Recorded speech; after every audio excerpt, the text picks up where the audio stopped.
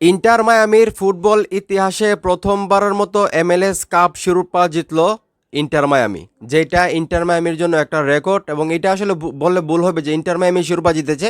এই শিরোপাটা জিতেছে মূলত আমাদের লিওনেল মেসি। চিন্তা করে দেখেন, একটা ক্লাব, যে ক্লাবের নাম গন্ধ ছিল না এই পৃথিবীতে, যে ক্লাব সবসময় যে কোনো কম্পিটিশনে তাদের যে কোনো লিগে তাদের পয়েন্ট টেবিল থাকতো সবার তলানিতে, সেই ক্লাবটিকে আমাদের লিওনেল মেসি কোথায় নিয়ে গেছে। একটাবার চিন্তা করে দেখেন, তারা ফুটবল ইতিহাসে এই প্রথমবার MLS কাপ জিতলো, তাও মেসির।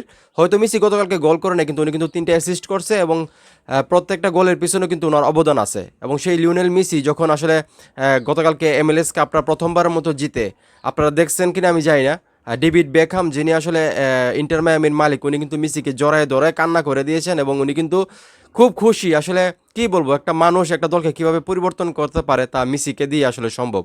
মেসি ইন্টার মায়ামিতে যাওয়ার পর দলটা ডে বাই ডে কতটা চেঞ্জ হচ্ছে। এবং মেসি নিজের মানে এই বয়সে এসে, ওনার বয়স 38 বছর, ওনার খেলা দেখলে আপনারা বুঝতেই পারবেন না যে ওনার বয়স 38 বছর, মনে হবে ওনার হয়তো 25-26 বছর।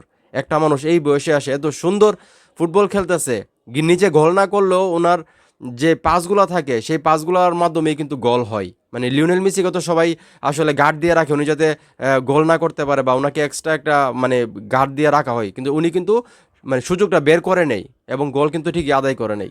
তো এই যে লিওনেল মেসি আসলে ইন্টার মায়ামিতে যাওয়ার পর, মানে ইন্টার মায়ামির ইতিহাসে প্রথমবারের মতো MLS কাপ জিতলো, এই বিষয়টাকে আপনারা কীভাবে দেখতেছেন? মেসি যদি আজকে MLS এর মানে ইন্টার মায়ামিতে না না খেলতো, তাহলে কি ইন্টার মায়ামি আজকে এই পজিশনে যাইতে পারতো? আপনাদের কি মনে হয় সেটা অবশ্যই কমেন্ট করে জানাবেন। ভিডিওটা ভালো লাগলে অবশ্যই শেয়ার করবেন।